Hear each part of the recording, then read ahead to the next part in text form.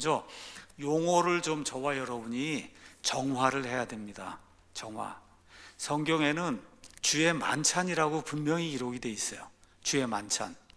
고린도전서 11장 20절에 가서 보면 킹제임 성경에 그러므로 너희가 한 곳에 모일 때 이것이 주의 만찬을 먹는 것이 아니다.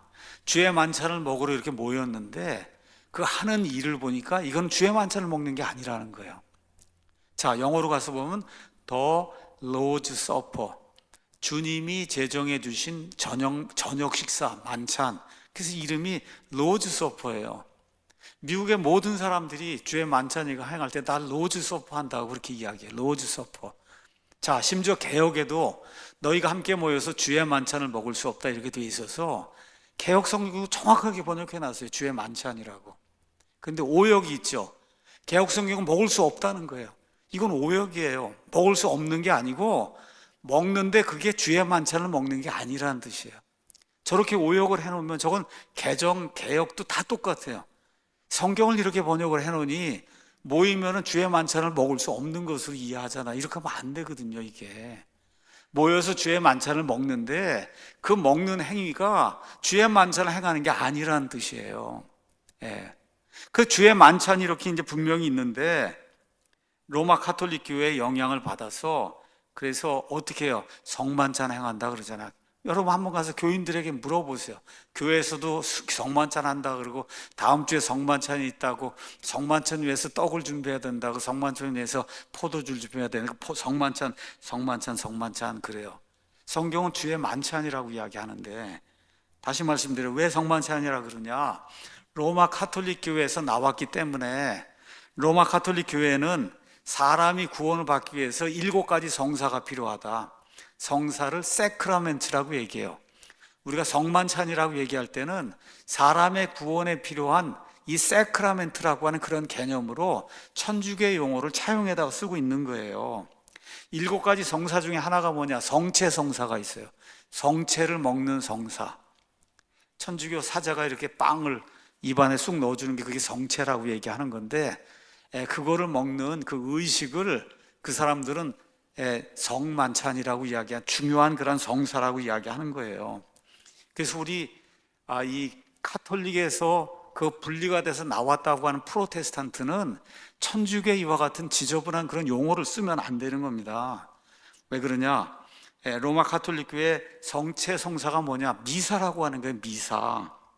이런 미사라고 하는 거는 예수님의 단번 속죄, 십자가의 희생을 무시하고 멸시하는 그와 같은 행위이기 때문에 그런 일에 우리가 참여하면 안 되는 거예요. 그래서 프로테스탄트든 아니면 우리 베프티스트든 정말 우리가 예수 그리스도를 정확히 알고 성경대로 믿기 원한다 하면 성경에 기록되어 있는 대로 우리가 행하는 그와 같은 이 규례를 주의 만찬이라고 불러야지 이거를 성만찬이라고 부르면 안 되는 거예요.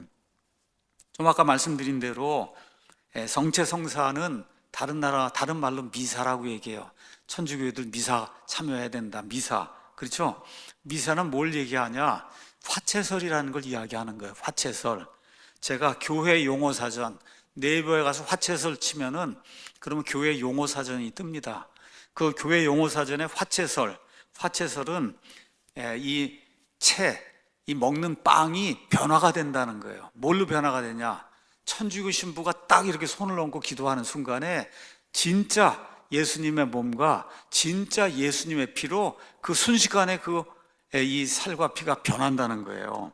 영어로는 transubstantiation 이렇게 이제 돼 있는데 여기 가서 보니까 이렇게 나와 있어요. 정의가 성찬시, 이게 성찬이라는 게 말이 안 되는 거거든요.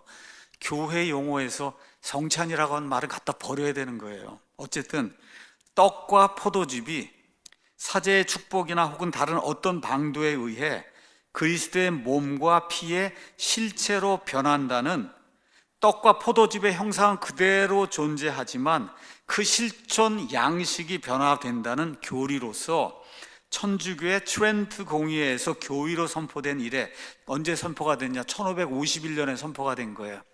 말틴 루터의 종교개혁을 부정하기 위해서 로마 가톨릭 교회에서 만든 반종교개혁, 이게 트렌트 공의회예요.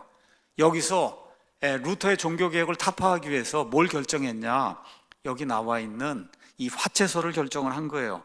그래서 이런 교의로 선포된 이래 로마 가톨릭 교회의 공식적인 입장이 바로 화채설이다. 지금 그렇게 이야기하고 있어요. 다시 한번 말씀드리지만 하늘에 있는 예수님을 사제가 이렇게 축복 기도를 해갖고 진짜 예수님 살과 피가 이 진짜 예수님이 되도록 그렇게 만들어서 예수님을 다시 희생시켜서 죽이는 이와 같은 행위가 미사다. 그래서 예수님의 단번 속죄, 우리 기독교에서 제일 중요한 것이 예수님은 단 한 번 자기 몸을 드리고 자기 피를 흘려서 저와 여러분, 이 인간 세상의 모든 사람들의 죄를 영원토록 제거하신 거예요. 이게 단번 속죄입니다. 단번 속죄. 그렇기 때문에 예수님을 믿으면 그 순간에 저와 여러분의 모든 죄가 완전히 제거되는 이런 것을 저와 여러분이 믿는 거예요. 근데 가톨릭교회에서는 적어도 일주일에 한 번씩 예수님을 죽이고 하는 이런 미사를 반복해서 하고 있는 거예요.